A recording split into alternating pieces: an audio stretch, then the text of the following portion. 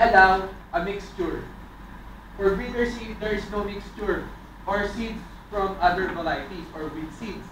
But for foundation seed, we allow one piece of seed per kilo. A mixture from other seeds from other variety or with seeds. 1 piece per kilo. And for registered seeds, we allow 5 pieces per kilo. So for certified seeds, we allow 20 pieces of seeds from other variety or with seeds. So this is the maximum allowable.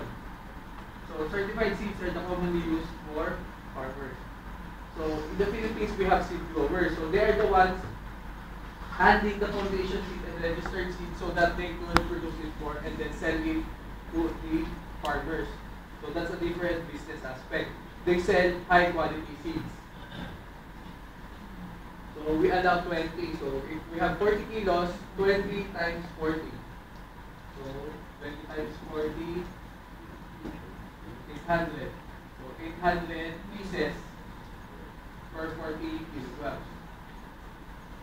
800 pieces of seeds from other varieties or with seeds is allowable in that 40 kilogram sack.